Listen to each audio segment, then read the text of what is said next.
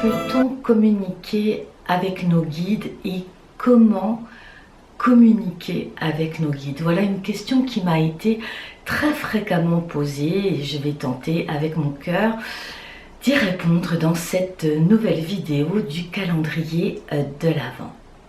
Bonjour, je suis Stéphanie Renaud du site coachdevieintuitive.com et je suis ravie de vous retrouver dans ces petites capsules d'avant Noël. Nous nous accompagnons progressivement à chaque jour et je vous remercie de vos présences régulières, de vos commentaires, de vos abonnements à cette chaîne, la joie d'être soi.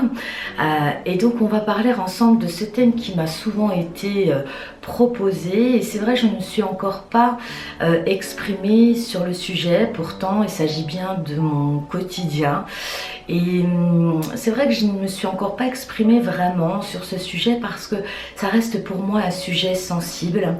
Alors bien sûr, cette vidéo n'a pas de vocation de convaincre qui que ce soit, évidemment, chacun puisant ce qui résonne en lui. J'ai essayé aussi de parler un petit peu de moi, de mon expérience par rapport à ça. Je vais surtout me reposer sur mon expérimentation. Les guides de lumière pour moi correspondent à un niveau de conscience.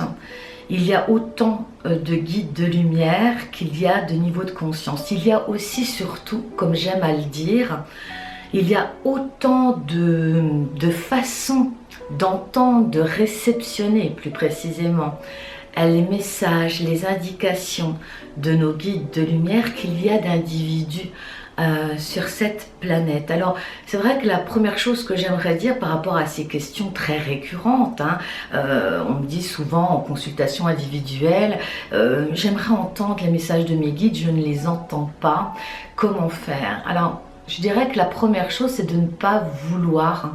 J'en ai déjà parlé dans des vidéos précédentes, de ne pas chercher absolument à vouloir parce que la volonté bloque justement la réceptivité.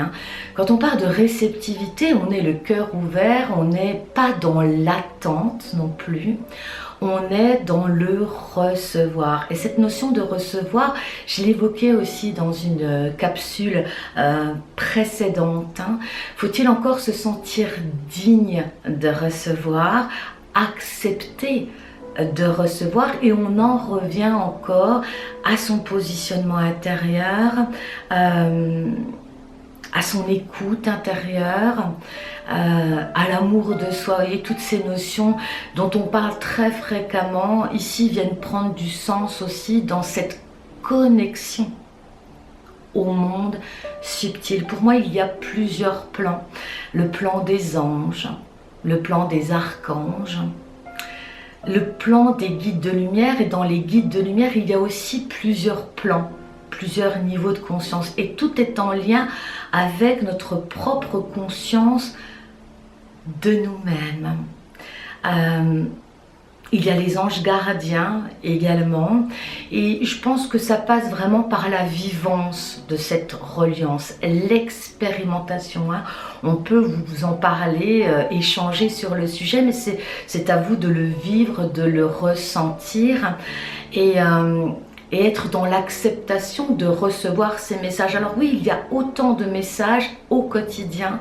Nous sommes accompagnés au quotidien par ces êtres de lumière qui nous accompagnent, qui souvent ont fait le choix de nous accompagner. L'équipe, j'ai envie de dire, l'équipe de nos guides de lumière peuvent également changer au cours de notre existence en fonction des apprentissages que nous traversons, en fonction des prises de conscience que nous faisons et qui nous amènent à chaque fois à des niveaux de compréhension de nous-mêmes, de la vie. Et les guides effectivement peuvent changer ou être constants, toujours les mêmes tout au long de notre existence terrestre. C'est un travail de collaboration. C'est un travail d'équipe, de co-création avec eux. Faut-il encore demander leur appui? hein.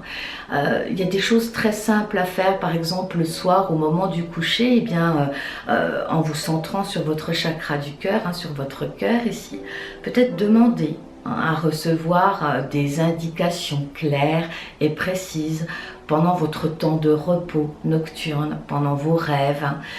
Vous pouvez recevoir des indications très précises pendant vos rêves, là où le mental s'apaise, là où le mental ne fait pas barrage. Oui, parce qu'on a une structure mentale qui ne reconnaît pas ce qui n'est pas visible à l'œil nu, ou ce qui peut paraître ne pas être tangible. Et cependant, pour moi, il y a plusieurs plans. Il y a le plan de la densité sur lequel nous sommes, la matière.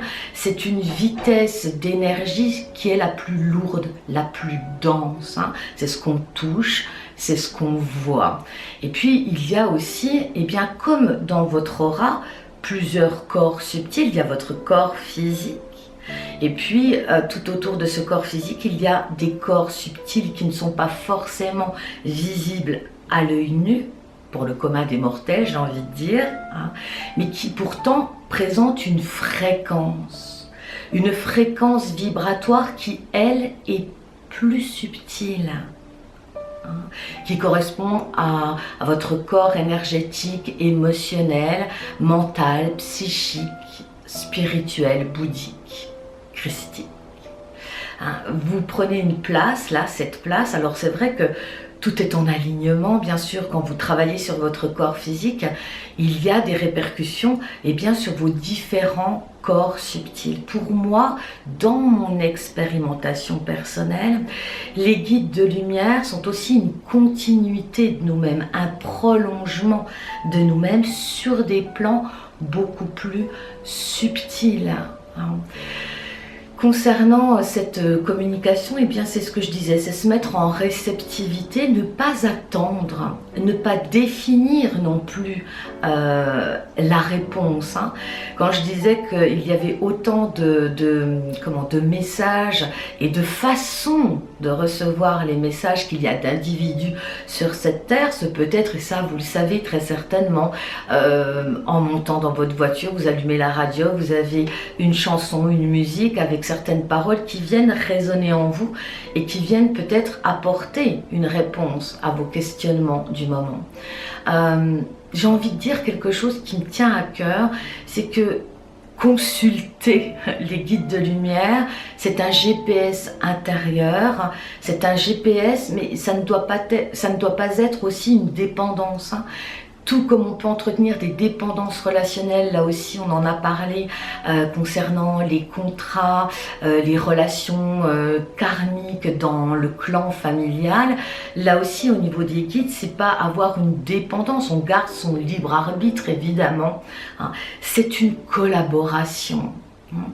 C'est ouvrir son esprit à une vision plus élaborée d'une situation, par exemple. Souvent, ce sont des messages d'amour, ce sont des messages de soutien qui nous apportent une fréquence de conscience plus élaborée. C'est voir une situation depuis le haut, hein, avec davantage de recul, par exemple.